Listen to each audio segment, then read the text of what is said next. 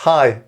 Lots of people get in touch with us who are composers, and it's wonderful to hear from everybody about what they're doing and the different styles of composition that people are engaged in, people writing commissioned works, people just writing for the fun of it, people who've had a background of pretty intense musical education, and people who are simply being wonderfully creative and maybe needing a few more tools to help them on their way.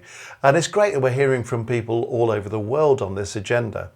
So we have actually put together a composition course, which is really just covering the essentials, and it's not designed to relate to any particular musical style, but it's just breaking things down a little bit. So, for example, it's covering things like melody writing. How do we write a melody that's effective?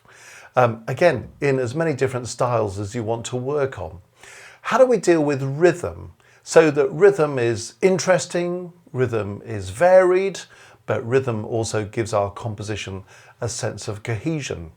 And I find it quite interesting with talking with some of the people who get in touch with me about this, how some people have got a great ability to write a melody that works, and sometimes it's the rhythm that's not suitably varied or is a little bit over varied and therefore kind of gets in the way of the musical character. Whereas when you get the rhythm kind of sorted, it's something that really adds to the musical character. The course talks a little bit about harmony. Lots of people getting frustrated because they can put together some nice melodic work and then they're not sure what to do when it comes to chords that are going to fit with that.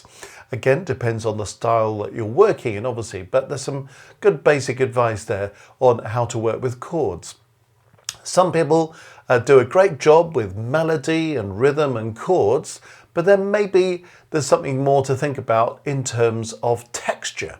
In other words, how is the sound organized? If you're working with a combination of voices or instruments, how do we vary that combination? Or do we just have everybody playing and everybody singing all the way through the piece? So kind of using the texture.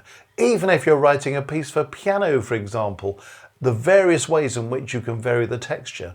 Are we in 4 parts all the time, for example? Could we sometimes have more than 4 parts? Could we have fewer than 4 parts?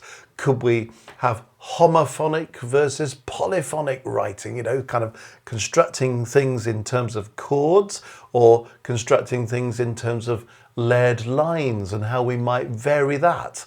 On the piano, high work, low work, work that's spaced out with a hole in the middle. Lots of options for texture and achieving that with different combinations of voices and instruments as well. And another very important area we cover is the area of how to structure your piece. Lots of people are kind of inspired to write something absolutely fantastic, but it kind of trails from one bar to the next without any real thinking about the overall structure. So there's plenty of advice there on how to think about an overall structure that actually works. So lots of practical advice there on what to do, and then really thinking about what you might call the icing on the cake. How do we vary with phrasing, articulation, dynamics, special effects, all this kind of thing. So if you're a composer and you're wanting a little bit of help in any of those areas, or you're just wanting to refine where you're going with it, or maybe if you're a student at school or college and you're just feeling a bit apprehensive about some composition projects that you might be being asked to undertake, well, there's plenty in this course for you. So do go on to the website and have a look at the course for composers and see if it's something that would be helpful to you.